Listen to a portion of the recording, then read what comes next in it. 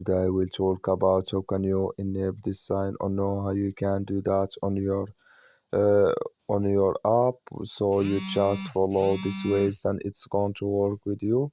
All you have to do inverse. So you just go here above this sign, click on it. So then it's going to take you to your profile. It's going to show for you like this here. Then you go down, just click here on settings. You just click on it. So then you come to next step here. It's going to show for you like this.